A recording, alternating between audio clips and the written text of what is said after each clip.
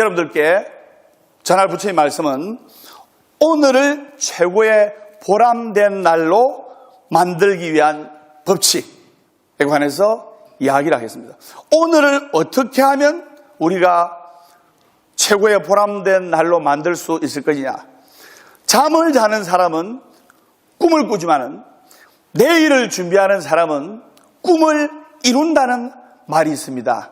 그래서 우리가 내일을 준비하고 또 내일을 설계하고 지금 이 순간 최선을 다할 때 여러분들의 미래가 밝으라 소승이 확신합니다. 하루에 작은 성공이 모여가지고 1년 있으면 큰 성공이 되는 거예요.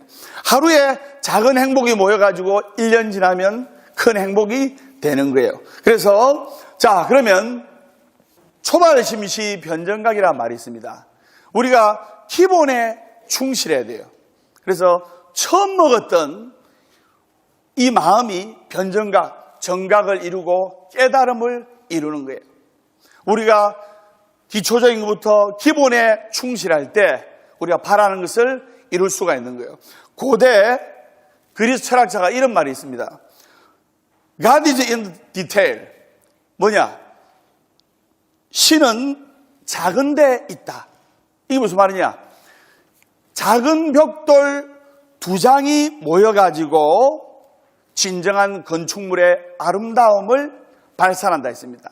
그래서 고대 그리스의 건축물, 유명한 건축물 많잖아요. 그런 건축물도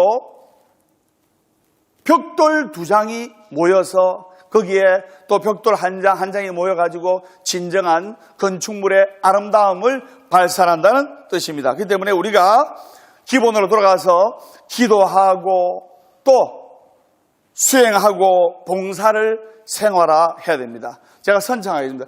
기도, 수행, 봉사를 생활하자. 그래서 기도할 때는 사경도 있고 또 염불하는 법도 있고 또 절하는 법도 있고 이런 여러 가지가 있는데, 그래서 우리가 기본으로 돌아가서 기본에 충실해야 되겠습니다. 그다음 두 번째, 하루하루 웃으며 밝게 살자. 내가 재물이 없어. 재물이 없고 가진 게 없이 나는 부자가 되면 행복하겠다는 사람은 부자가 되기 전까지 평생 불행한 거예요. 맞죠?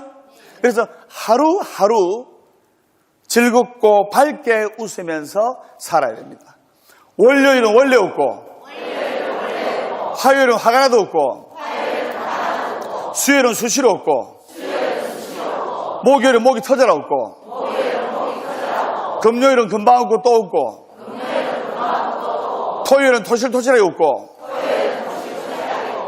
일요일은 일 없어서 운다. 행복하기 때문에 웃는 것이 아니라 웃기 때문에 행복한 것이다. 공무원들은 금요일까지밖에 몰라요. 그래서 그럼 제가 재미난 이야기 해드리겠습니다.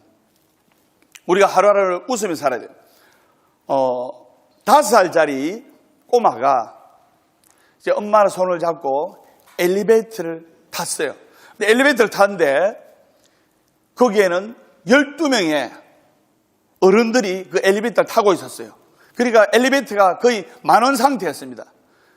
5살짜리 남자아이가 말 또박또박하고 자기 할 말 다 하잖아요. 꼬맹이가 오줌이 마려운 거였어요. 그러니까 엄마는 젊은 엄마인데 엘리베이터 안에서 5살짜리 꼬맹이가 엄마 나 오줌 마려워, 엄마 나 오줌 마려워 하니까 엄마가 부끄러울 거 아닙니까? 젊은 엄마인데 스타일 구겨지는데. 그래서 하는 수 없이 목적지가 9층이었는데 4층에서 내려가지고 화장실에서 볼일 보게 하면서 아들을 좋게 나무라면서 아들 앞으로 소변 보고 싶다든지 화장실 간다 할 때 엄마 소변 마려 이런 말 하면 엄마가 입장이 너무나 곤란해지잖아. 앞으로 절대 그런 말 하면 안 돼. 그러니까 엄마 그러면 뭐라 이야기해야 돼? 다른 사람이 들어도 모르겠고 우리말에 아무를 써야 돼. 뭐 어떻게 해야 돼 엄마? 그러니까 화장실 가고 싶을 때는 소변 보고 싶을 때는 엄마 귓속말 이렇게 얘기해. 따라해봐. 귓속말. 네, 그걸 딱 가르쳤어요. 그래가지고 엄마랑 아빠랑 자영업을 하는데 아빠가 일하는 날에는 엄마가 하루 놀면서 집안일을 치우고 하면서 애를 보고 엄마가 그곳에서 일을 하면 아빠가 또 하루 쉬면서 아들내미 봐주면서 그 집안일을 하고 이렇게 했어요. 그래서 엄마가 일하러 가는 날에 아빠하고 아들하고 집에 있었어요. 그러니까 아들내미가 5살짜리면 얼마나 개구장입니까? 심심해가지고 아빠 차 태워줘. 그래 우리 아들 심심해? 그래 같이 가면서 드라이브를 착 했어요. 드라이브를 착 하는데 아들이 소변이 마려운 거예요. 그래서 자기가 엄마한테 다 배운 대로 옆좌석에 딱 앉아가지고 있는데 아빠 왜 우리 아들 아빠 귓속말 이런 거예요. 그러니까 그래 귀에다 이야기해 그러니까 아빠 귓속말 자기는 이제 화장실 가고 싶단 말인데 아빠는 알아요 몰라요? 모르지 않습니까? 그래서 아빠 귓속말 하니까 그래 우리 아들 아빠한테 무슨 이야기 하려고 그래 알았다면서 차를 갓길에 딱 대어놨어요. 갓길에 딱 대가지고 그래 우리 아들 이야기해봐니까 아빠 귓속말 진짜 기회해도 돼? 당연하지. 귓속말은 기회하는 거잖아. 그럼 귓속말 해? 그래. 그래서 아들이 아빠 귀에다 대고 오줌을 눕다는 그런 이야기가 있습니다. 우리 짧은 인생 웃으면서 살도록 해야 되겠습니다. 그래서 첫 번째 기본으로 돌아가자. 두 번째 하루하루를 웃으면서 밝게 살자. 자, 세 번째는 자신의 한계를 뛰어넘자. 제가 선정하겠습니다. 자신의 한계를 뛰어넘자. 그래서 맨날 우물안 개구리처럼 주어진 카테고리 안에서 생활할 것이 아니고 자신의 한계를 뛰어넘어야 돼요. 자신의 한계를 뛰어넘을 때 올림픽에서도 좋은 결과를 얻고 그리고 기도를 간절하게 하게 되면 이 원이 커져요. 그리고 자신의 복을 받을 복그릇이 점점 커지게 된 겁니다. 그래서 자신의 한계를 뛰어넘어야 돼요. 그러면 자신의 한계를 뛰어넘으려면 어떻게 되느냐? 때문에라는 생각을 버리고 덕분에라는 생각을 가져야 되는 거예요. 우리가 안 풀린 사람들 보면 있죠. 누구 때문에, 남편 때문에, 아내 때문에, 누구 때문에 평생 이 모양 이 꼴아주고 살아간다 이런 이야기를 하지 않습니까?